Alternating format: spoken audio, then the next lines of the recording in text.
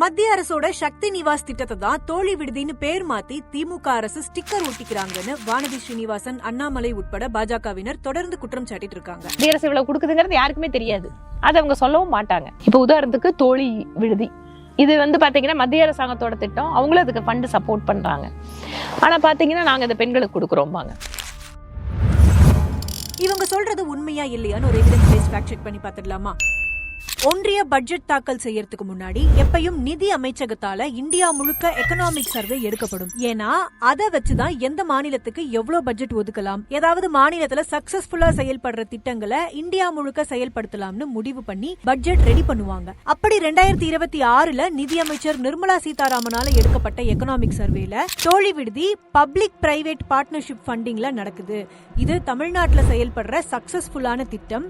இது இந்திய மாநிலங்கள் எல்லாத்துக்கும் ஒரு எக்ஸாம்பிளா, அதாவது ஒரு மாடலா செயல்படுதுன்னு சொல்லிருக்காங்க. இத அடிப்படையா வச்சுதான் 2026 பட்ஜெட் தாக்கல்ல இந்தியா முழுக்க கேர்ள்ஸ் ஹாஸ்டல்ஸ் அமைக்கப்படும் சொல்லி பட்ஜெட் ஒதுக்கியிருக்காங்க நிர்மலா சீதாராமன். இத தமிழ்நாடு முதலமைச்சரும் குறிப்பிட்டிருக்காரு. தோழி விடுதியை மாடலா எடுத்துக்கிட்டு ஒன்றிய அரசு பட்ஜெட்ல ஒரு ஸ்கீம் அறிவிச்சிருக்காங்க.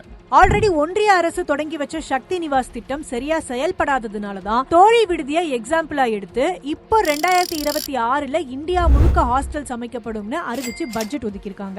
Through VGF, Viability Gap Funding or capital support, one girls hostel will be established in every district. இந்த எவிடன்ஸ் படி அண்ணாமலை, வானதி ஸ்ரீனிவாசன் போன்றோர் தோழி விடுதி ஒன்றிய அரசால் தொடங்கப்பட்ட திட்டம்னு சொல்றது மிஸ்லீடிங் இன்ஃபர்மேஷன். அதுவும் இல்லாம தமிழ்நாட்டுக்கு எவ்வளவுதான் நிதி ஒதுக்கியிருக்கோம்னு பாஜகவினர் சொன்னாலும் அது கற்ற வரியை விட குறைவா தமிழ்நாட்டுக்கு கிடைக்குதுங்கிறது தான் உண்மை. இந்த வீடியோ யூஸ்ஃபுல்லா இருந்தா லைக் பண்ணிட்டு இந்த மாதிரி எவிடன்ஸ் பேஸ்ட் ஃபேக்ட் செக் வீடியோஸ்க்கு இன்ஸ்கூப்பை மறக்காம சப்ஸ்கிரைப் பண்ணிக்கோங்க.